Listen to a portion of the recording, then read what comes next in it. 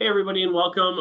This is a re-recording of this week's broadcast on mental health and incorporating it into your safety, health, and wellness plan. So for those of you listening in, I apologize. We had some issues with GoToWebinar's audio. We've had a couple of issues with the audio with that lately. So if you had any webinars that you've sat in on ours recently and you did not get the audio quality you were looking for, we apologize.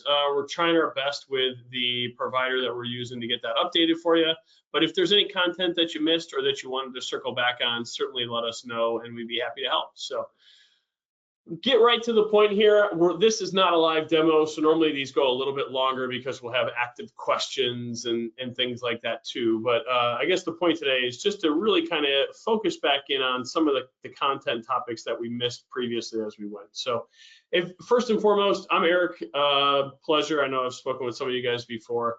If there's anything I can do to help, here's my contact information below. Obviously, the focus and the topic is mental health and tying that into safety. We're going to be using Safety HQ as a platform for this. So some of you guys might be familiar with this. I'll try my best not to keep this focused specifically on Safety HQ and the benefits, what have you. I will use Safety HQ as like a tool to kind of show you this, but I'll try and demonstrate some of the other ways that you guys can do things, even if you're not using something like a Safety HQ to discuss mental health and incorporating it into your safety and well-being. So programs as we go. So I'm going to pull up Safety HQ and we'll get right into it. So the big things that people ask me all the time, and maybe to kind of backtrack a little bit, mental health it impacts the construction industry more than others. I'm sure you guys all know that. I don't know what other industries that you guys have been at, but as far as mental health and its impact on the workplace in construction, it is disproportionately affecting those that work in construction. Why is that? There's a lot of claims to that. And I don't claim to be and actually, I haven't done the research that a lot of other folks have. We have a lot of data that we've retrieved from our client base and things like that. We want to share some of that data with you and share some of those discussions with you. But there's a lot of discussions as to why this impacts construction more, right? A lot of these are going to be speculation. It is a lot of data that we've received has been, the background of employees getting into construction in the workforce. Maybe previous career paths, previous choices, what have you, as a whole. So construction employees are unique. They're varied backgrounds, whether that be in military, whether that be in other fields of work that are labor intensive, that include details or a toll on your body. It is a uniquely stressful job physically, and that blends over into the mental aspect. So again, construction is disproportionately affected. Unfortunately, it is the highest proportional rate of suicides per industry or per career. So we see that uniquely affecting construction. There are a lot of ancillary factors that get in there as well too, as far as why can't we curtail this? Why are folks being dealing with this more often than others? Part of it's age, part of it's gender. It is a workforce that skews a little bit towards male, which unfortunately have higher rates of suicide and mental health issues as it is, and a lot of rates to begin with. There's a lot of factors that go into why those rates are higher, and unfortunately a little bit sadder from that scale. But it affects everybody in construction, namely the group as a whole. So the biggest things that I want to focus on, without getting into rates and those scary specific, standards and what have you, we need to make this an open and welcoming area to invite and to discuss mental health. I think that's the first thing that a lot of folks would discuss is, well, we don't really talk about that much. In a software company like Foundation Software or Safety HQ or what have you, it's a little bit easier. The demographics are a little bit different. Office environments as a whole are a little bit more conducive to You know, hey, here's an email on this. Let's discuss these things as a whole. When you're out there on the job site, as many of you guys know, it's not the sexiest or funnest or most open environment to talk about something like mental health. So the first thing we need to do to incorporate mental health awareness and you know, some prevention strategies and improving the well-being of our employees is to make this as an open and honest communication platform for our employees. Again, I'm going to use Safety HQ to identify that. A lot of that begins with toolbox talks, right? Whether you're doing toolbox talks or not, and whether you do them in Safety HQ or not, great. We have a lot of tools in here. I can spend a lot of time on it. Today I won't. If you want to get into more detail later, I'm happy to connect with you separately. But we have toolbox talks. We can schedule out toolbox talks. We can run these we can allow employees or foremen to select these topics to review them. But generally speaking, if you're not doing toolbox talks, you need to. Number one, from an OSHA perspective, outside of mental health, there's a lot of continuing skills or focus areas, whether it be heat stress, whether it be slips, trips, falls, what have you. This is a good area to continually educate your team and bring areas of focus to their attention before they get started on the job site for that week, that day, however frequently you want to do them, or however you organize them for your team. Maybe this is on an individual basis, maybe it's for your foreman. Again, I have some thoughts. There's some best practices that we'd be happy to talk to you about. But either way, I think step one is making sure you're doing a regular toolbox talk with your team. Making mental health a regular topic in this. Maybe, you know, if you're doing them once a week, maybe make it once a month. It is an area of focus for OSHA, much like heat stress and, you know, heat prevention and things like that, slips, trips, falls. It is a major area of focus. So from a safety standpoint, strictly speaking, you are doing more, you know, as far as a compliance standpoint, but from staying on top of this mental health awareness items. But for your team, it's twofold when you start beginning to talk about these from a toolbox talk perspective. Number one, it's a regular process, right? The team is discussing this, and as I mentioned in the last one, and again, audio quality may have run into these things, I got into a really good conversation with one of our clients afterwards, right? They were always afraid to address mental health amongst the team because, you know, if a foreman brings it up, Joe in the back is going to make a smart aleck remark about mental health or what have you, or substance abuse, or all of these things that are kind of related categories that we need to discuss on a regular basis. The fear of people making jokes, not taking things seriously, unfortunately stops a lot of folks from actually participating in and delivering this content to employees. The ones that need it may not be very good at being open and sharing or pointing out signs to their team that, hey, I'm struggling with XYZ in relation to mental health or substance abuse or all of these related areas. These continued discussions coming from ideally a foreman, but again, I know some people do toolbox talks individually, show that, you know what, if you can have these conversations regularly, that the company does care, that there are people that do care, that they are not in a position where they feel alone, which is, you know, one of the contributors to this as it begins, right? So having those conversations regularly will eliminate a lot of the headaches that go around, you know, people being goofballs and things like that. That joke is a lot less funny the second or third time that you do a toolbox talk on this. Additionally, I mean, I can't tell you, there's a lot of ways you can address that with your team as far as taking the topic seriously and making sure that we avoid some of those headaches. But have those conversations initially with your foreman or the people that are delivering these talks, the folks that you have, I don't want to say more control over, but maybe a more direct relationship with, and that have a direct relationship with their team as a whole. They know better how to keep, you know, Joe from being a goofball during these very serious discussions and topics than maybe you do. They are with the team, kind of in the trenches, literally and figuratively, maybe a little bit more than you guys are, depending on, you know, everybody's structured a little bit differently. Building that relationship with your foreman, emphasizing the focus on this area and mental health, and really reiterating why that's so important. Obviously, this starts with making sure that they're in a good place that they feel open and comfortable sharing mental health concerns or topics with you, great. Making this an open, not an environment of being punished or written up if you run into some of these items. These regular observations and toolbox talks, things like that, can make this a more open environment that if somebody does have something, they can provide that feedback directly to their foreman. They can provide that feedback directly to maybe somebody else that they feel more comfortable with within the company. Maybe it's somebody a little bit higher up.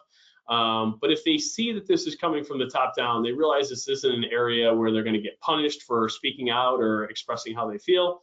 And again, that continued engagement on the topic shows that you're taking this seriously. It helps folks be a little bit more mindful of some of the issues that they might have been dealing with alone, or felt very alone dealing with as they participate. So it's a long-winded way of saying, make these a regular process of your weekly job activities. Again, there's a lot of ways we can do toolbox talks in Safety HQ. We can schedule them out. The team gets notifications. We can simplify that and make this an easy process.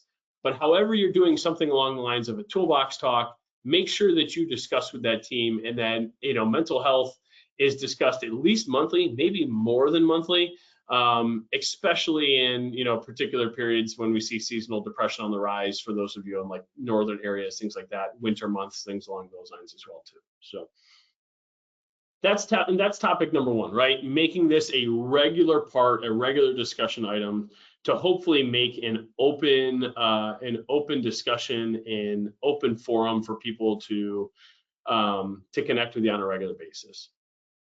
Again, with Safety HQ, we can provide lessons. You can do customized lessons, trainings on things like mental health, particularly in construction, what have you. A lot of what we use these lessons for are job site skills, trainings, things like that. Again, this is a good place for you to review topics, watch videos on mental health, what have you. And what a lot of our clients have been doing, instead of doing a quiz to say, hey, do you know XYZ statistic on mental health, and quizzing them on the content that they reviewed, use this as a poll, use this as an opportunity for a survey to connect with the employees and see what kind of feedback they're getting. So again, maybe it's through Safety HQ, maybe it's another means, but getting some feedback, maybe not in a group setting, maybe it's an individualized survey for all of your teams. Maybe it's through a tool like this as we go too. Again, with Safety HQ, there's a lot of tools to make sure that we can and do these on a regular basis, so you can connect with the team. You can review who has done these in the last 6 months, 8 months, what have you. That's all within this certifications area to track and manage, who's fallen behind on these items. You can even provide, certified and track trainings for these employees as they go. You can share that with whoever needs to review it. You can run reports as far as who's falling behind all that. But even if you're not, if you're doing pen and paper, you're doing nothing else, provide a survey, email that out to them. Maybe it's really simple. Maybe you provide a survey to check in. There are plenty of tools online. Find one that works best for you as you go from there too. There are some really good surveys. I saw one on workplacehealth.org a couple of weeks ago that was pretty useful. There's a ton of surveys out there that can help you stay on top of these things and prevent a tragedy from occurring or things along those lines. Add it in with as a paper topic with your pay stub, great. Again, if you have some tools like this, maybe you have some survey tools. We have an HR HQ now that is going to be providing performance reviews, things like that. They're customizable. That could be a really good place to add in a survey and follow up on those items as well too. So however you're doing it, step number one, make this an open and ongoing discussion with the team so that they become more comfortable with it. They become more comfortable sharing. Kind of breaks down those barriers of kind of those goofy remarks and all that kind of stuff. Number two, continue to engage with them and ask for feedback and require feedback. Again, maybe it's a survey, maybe it's a quiz through some tools like that too.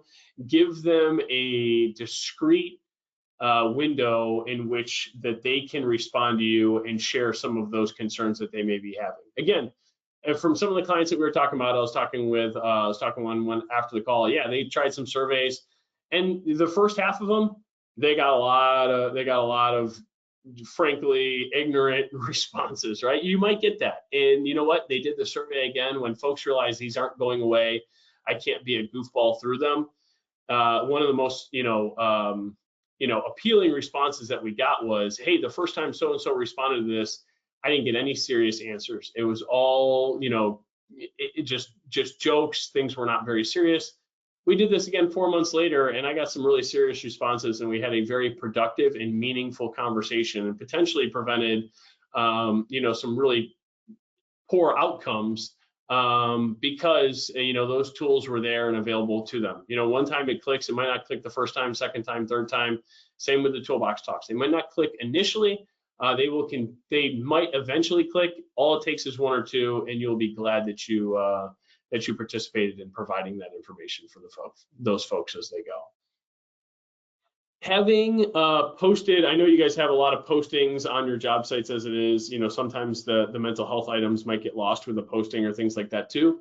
Make sure your team is aware of resources that you've made available to them, right? I guess step number one is finding resources. Again, there are a lot of government provided resources. There are a lot of construction specific resources provided by particular, trade organizations, specialties, things like that. Everybody really has banded together on this topic to provide some really useful topics. We'll include some of those as we go too. If you have any questions, reach out and we'd be happy to help, find some that would be pertinent to you guys in particular. But make those resources available. Again, in Safety HQ, we have the ability to do so in like the documents section, through that content and the lessons, things like that.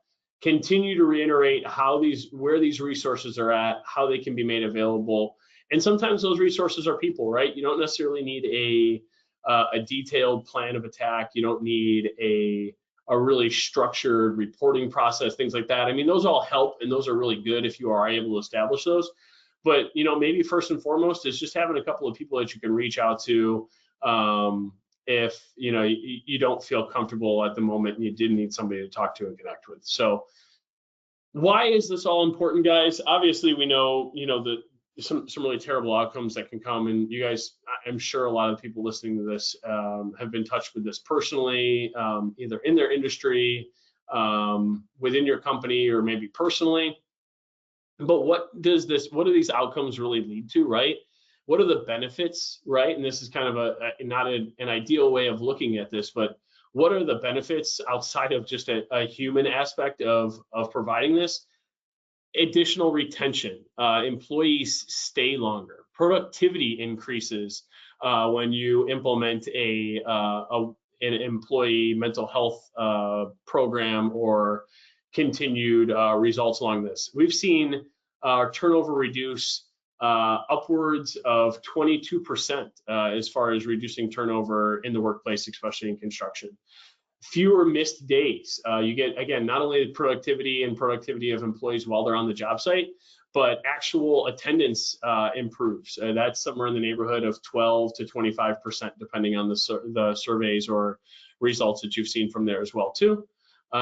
Additionally, lower cost in health savings benefit plans. I talk about that all the time when we talk about Safety HQ. It's not just about doing JHAs and things along those lines. There is an actual cost, benefit, and savings to focusing on health, health, safety, wellness, all those things collectively because of these items. It is tangible. It is a significant difference in, again, obviously with safety, it's more of a direct correlation to your workers' comp and your EMR, but for safety and well-being, health insurance costs, things like that, everything that you associated that with, direct costs associated with health and wellness, really powerful stuff and really useful if, maybe somebody in your organization ownership, your direct supervisor is not super keen on implementing these techniques. It's going to take too much time. It's going to take too much money.